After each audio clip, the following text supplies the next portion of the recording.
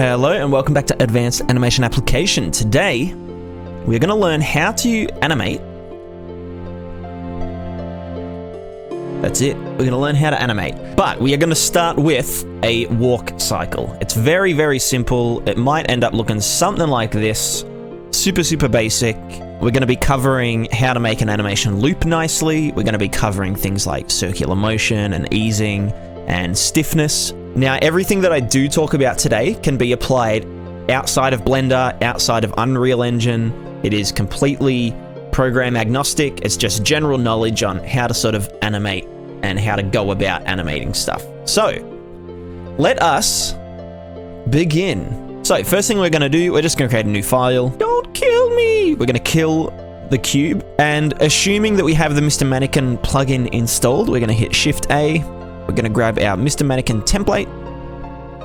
And we're just going to use the big buffy mannequin for now. We're going to go down here to the object data properties. We're going to select these two layers. You can hold Shift to select multiple layers at once. We're going to go to the animation tab. Down here where it says dope sheet, we're going to go to action editor. And we're going to click new action. We're going to call this test walk cycle. Ow. We're going to click this little shield icon. It's just best practice so that it, never gets removed accidentally, I'm pretty sure. I don't know how Blender works. I just got told that we should do that. So, what are we going to do first? Well, first thing that I'm going to do is hit the auto-keyframe button down here, the little record icon, so that whenever we make a change... we're going to press T to get our tools up. Whenever we make a change, it will automatically key that change in the timeline. So if I was to then move here, and we move this over, and then we play, it's going to move from there to there. That's just a personal preference thing.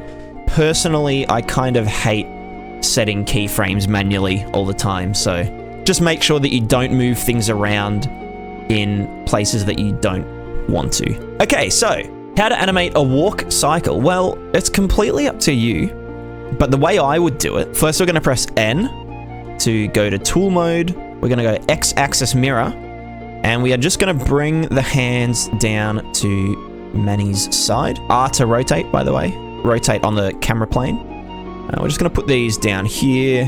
What we're going to do from here, we're going to untick X-axis mirroring. And we're going to just pose him so that he's at the very end of his stride. So we're going to get that one there. We're going to get this one. Going to move it back.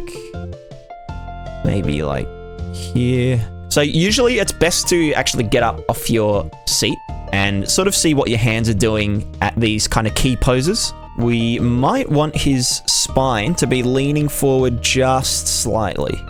And we're also going to get the head and make it look forward. So as a human being, I know that naturally our stride as human beings falls so that the forward leg is opposite to the forward hand. Huh.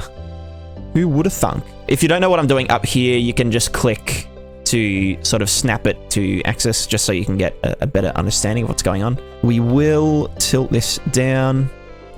We're going to get this toe bean. Put the toe up there. We'll just move this there. Cool.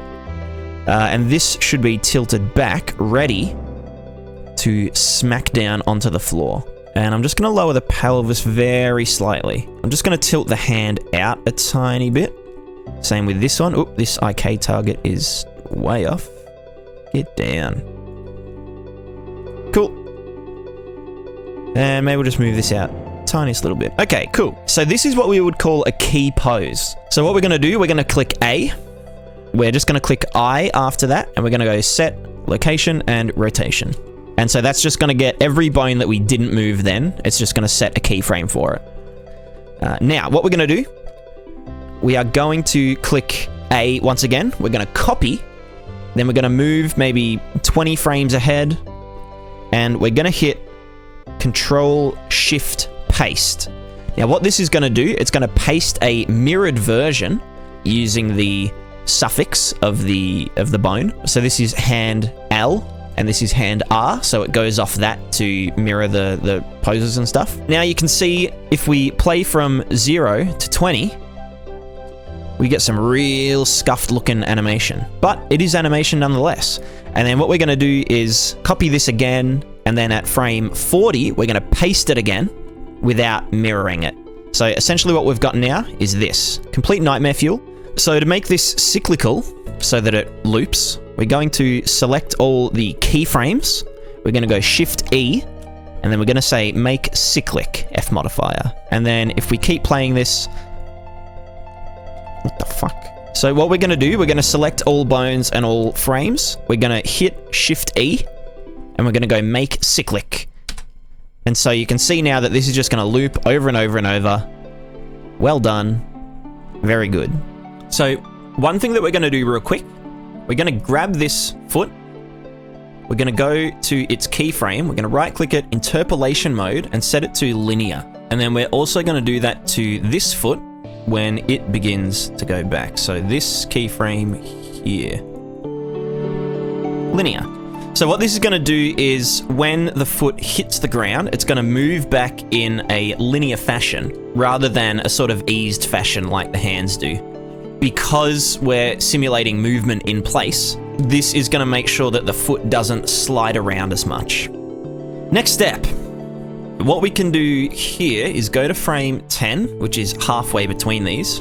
And this is going to be our second key pose, which is the crossover of the arms and the feet. So this foot here, which is moving back, we are going to go to frame 10. We're going to put it flush against the ground and rotate it like this. Maybe we'll rotate the toe down as well. Why not? Cool. So you can see it now hits the ground. Fantastic.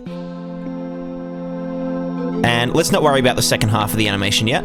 So one thing about this that is kind of a bit uncanny is that the pelvis is just staying in the same area the entire time. Absolutely terrifying. So if you were to get up out of your chair for once and walk around your room, you would notice that your pelvis goes up and down in a kind of curvy motion. So this is the middle point here, and then at frame 5, we're just going to dip down a tiny bit. And then back at frame 10, we're going to grab the initial position and paste it back there. And then at frame 15, when we're lifting off, is we're going to put the pelvis up a little bit. And because there is no rotational data here, we can just paste these into the second half. So now that these hands are really peeving me off, we're going to work on them a little bit. So if we go to frame 10, you can see this hand kind of does what we want it to do. It's trailing behind. Maybe we'll put it down a tiny bit more. And then as it gets out to the 20 frame, it's straightened out. But with the opposite hand, we don't want it to bend as much as it passes through. We kind of want it to go down this way. So at frame 10, we're going to put it about here. And we're also going to rotate it so that it trails behind. And then as it comes up to here, it will naturally bend back. Sweet. So let's just do a quick pass and grab frame 0 to 20. We're going to copy it. And then here, we're going to go Control-Shift-Paste. And that's going to paste a mirror version of the first part of the animation. Cool. All right, let's do another pass of the feet. So we're going to grab the foot that is about to hit the floor. And we're going to go maybe 2 frames after. And we're just going to slam that against the ground and rotate it like this. Okay, we're going to have to bring it this way a tiny bit. Nice. So you can see the foot goes here, it snaps down, it starts moving backwards. Now on this crossover point at frame 10, we want this foot on this side to be up a little bit further, and it's also going to tilt down this way. And maybe we will move it back a tiny bit as well. We can also get this toe and tilt it down a bit. So if we look at that here, it's going to go like that. It's going to Yep, trail behind a bit. Let's just go a little bit more exaggerated and put it up there. And then as it goes to here, it's going to even out into this pose. And then if we were to select frame 0 to 20 again, and copy it, and then Control-Shift-V to copy the mirror of it, we can see these legs are starting to look a bit more walky-y. Now, a few things that I would fix about this is these back feet are just sort of, I guess, popping this way. So I believe past this point here, at frame 10, we probably don't need this foot to be linear interpolating. We might be able to just change it back to a Bezier curve, because it's already got movement at this point. Yeah, okay, fantastic. Let's grab what we've done. Go from 0 to 20. We're going to copy that. We're going to Control-Shift paste. All right, now let's just have a look at this on the side. I think we need to do something with the spine, obviously. It just looks so unnatural. So what I'm going to do, I'm going to get up and I'm just going to observe what my spine does as I walk around. Ugh. Okay, I'm back. So in order to work on the spine, we're going to have to find the green bones. We're going to jump into rotate mode. And when our hands are like this, we're going to lightly twist the spine this way, and then a bit more up here, and then a bit more up here. And we're going to rotate this yellow bone here, which is the head look at rotation. So if we were to get this pose here, and just copy and Control-Shift paste it to frame 20, and then just regular Control-Paste to frame 40. So you'll see that our spine is moving, but only for the first rotation. And that is because we need to set these to be cyclical. So select all keyframes now that we have these bones here as well. We're gonna Shift-E, make cyclic, and that should fucking work. Shift-E, make cyclic. There we go. So now we've got a little bit of spinal movement, and that looks kind of nice. We might just add, just as a little touch, so at frame 5, this head is gonna look down a tiny bit, and then at frame 10, and then here, it's gonna... Yeah, okay, that'll be good. So what I've done here is just created a little bit of weight on the head. So let's just copy and paste that from frame 10 to frame 20. Like this. Yeah, now he's rocking. He's got a bit of style to him. He's styling. All right, let's just keep looking at this. One thing that's annoying me is this little elbow pop at the end here. So what we're gonna do is 1, 2, 3, 4, 5. We're just gonna straighten this out quicker. And we might even just put the hand back a tiny bit. So yeah. So you can see here, now it kind of, yeah, follows down. Might even straighten that out a tiny bit more, just so it kind of locks a bit. Because our arms do tend to lock as they move forward if they're relaxed. And then here. Yeah. And then I might, on the opposite side, in these first few frames, flick the hand up a tiny bit. Like this.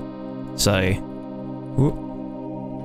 Nice. Okay, now let's select, and we're gonna go from frame 10 to frame 20. We're gonna copy. We're gonna go to frame 20. We're gonna Control-Shift-Paste. All right, this guy has some swag. Now, one thing that I kind of want to fix is that these legs are just kind of too wide set from each other. Now, the kind of, I guess, hacky way that we can do this is to actually just move it over by an amount and just eyeball it. It's not a big movement. Pro tip, if you press up and down, it will move to the next keyframe rather than the next frame. So we can go from frame 2 to frame 10. We can just see that that moved a tiny bit. I'm just going to fix that. Good enough. I know there's a better way to do this, but, you know, who can be bothered? Let's just move this here. So using the up and down keys can be super handy to kind of compare keyframes, I guess. And then the other foot, let's start it here. Again, just eyeballing it. Frame 10 should probably be here-ish.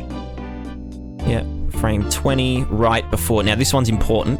Select frame 0 to 20. We're gonna hit Control C. We're gonna hit Control Shift V, and that's gonna make this all good. Now, back to this foot. We can see that this frame here needs to match up with this one a little bit better. Oh, there it is. We missed one. So this one here has to come in a tiny bit. There we go. Okay, one final time. Let's go Control C, Control Shift V. All right, so this is starting to look pretty decent. So final touches, let's just play around with this spine a bit so that when he is here, this just moves forward the tiniest little bit. It's all about subtlety. And then as he goes back up here, it will straighten out. So you can see this is just, you know, kind of pulsing a little bit as he hits the floor. So I'm going to say that this animation is done for now. You might want to keep tweaking until yours looks absolutely perfect, but reality of the matter is that players just aren't really going to care past a certain point. The key is about making games or making everything in general is that people only notice something when it isn't up to standard. If your animations are not bad, then no one's going to care between it's good and it's super spectacular. You spent 100 hours on this one walk cycle. So the key is, and I know it's kind of counterintuitive, but quantity over quality. You don't want to spend too much time on one animation. It's better to get 2 things done than to get 1 thing done absolutely perfectly. So just a little word of advice. Looking back at this, if we wanted to make it a little bit extra flowy, we could grab these hand IK points and select all their keyframes. We're going to right click, we're going to go handle type, we're going to set them to automatic unclamped, and this is going to let them kind of swing around a little bit of their own volition. Now we might also do this to the spine and the spine bits, and also the head look at target and the head look at target rotationator. And we'll select all of their keyframes. We're going to go handle type, automatic. And you can see it's starting to look a little bit more fluid. And last but not least, we're going to do this to the pelvis as well. This one's important because the pelvis is obviously the center of gravity of the character, and you want this to kind of feel heavy, as though it has weight. Now, this walk cycle might be looking a little bit too slow for your taste. If you did want this to be a little bit faster, you could select all bones, select all keyframes, put your scrubber over frame 0, and then press S to scale it down. But if you look here, some of these frames might not line up properly. So if I was to just scale this again, you can see that they kind of snap one by one because the keyframes have to be on a frame. They can't be in between frames. So usually it would be better to just speed it up in engine, or scale it by a factor that you know everything can divide by. So I'm gonna do this until it looks right. Frame 30. That still doesn't look right. Okay, that looks like they're all even. So you can see now we've got our fella, and he's walking. He looks good. Another way you could make sure that this works right is by deleting the second half and scaling this. So maybe we want to only scale it down to, you know, 15 or something, and then Control C, Control Shift V, and now we make sure that both sides of this are completely symmetrical. I reckon that looks good. So what we're gonna do, making sure that we have this action selected, we're gonna go File, Export, Mr Mannequin FBX. We're gonna make sure this exports to the correct folder that we want it to go to. It'll just be called the action name with a prefix. So we're going to click Export Actions. We're not going to click Start End Keyframes. And we're going to prefix it with Test in capitals. We're just going to click OK on that. I'm going to minimize. I'm going to open up my Unreal Engine session. And I'm going to get this test walk cycle. We're going to drag it into here. I'm going to select the mannequin as the skeleton. And I'm just going to click Import All. Why not? Okay, let's look at this in Engine. Okay, cool. Check that out. It works. It works, it's in the engine, it looks good, the feet aren't gonna slide very much. And we did this from scratch. So if you've been following along, give yourself a big round of applause because you just created possibly your first actual usable real animation for your game. Now, little extra things, you know, if you wanted to go one step further, you could add some forward and backwards movement to the pelvis. You just have to study, you know, your own movements to get that right. Same with some rotation to the pelvis as the legs move. But yeah, a lot of animation is just studying your own movements and knowing how to implement that into the animation and stuff. So, I just want you to know that I'm very proud of you. You took your first steps towards animating. I know animating is super, super scary. You know, how am I gonna make this from complete scratch? But as we've shown here, you just start with a few key poses and you kind of just, you keep chipping away at it, sort of pass by pass until it looks how you want it to. Next time that we talk about animating things, we will be talking about a root motion animation. So you can see here that the actual pelvis of the character is moving, and then when we set it to root motion, it will, you know, look like it's in place, but we want to animate it like this so that we can actually use root motion with the animations. And we'll be covering things like, you know, foot placement and preventing foot sliding, and, you know, little adjustments like this. What's the best way to sort of keyframe these? And we'll also be covering some theory stuff like having a bit of wind up or anticipation like this, and then the release where you want to kind of cut out a couple of frames to make it go super fast and snappy, and then a recovery, and then back to the pose that we want it to end up at. So I hope you're looking forward to that. And if you did enjoy this video or learn something new, make sure you hit the like button and subscribe to the channel and ring the little bell so you don't miss out on the next one that will be coming out fairly soon. If you do want to support the channel and all the tutorials, you can join our Patreon below. There is a $1 tier, so you can, you know, donate a gold coin every month and help keep these tutorials flowing like, I don't know, a river, I guess. And that actually does all add up and really help keep these tutorials just pumping out. So with that, I say goodbye. Goodbye.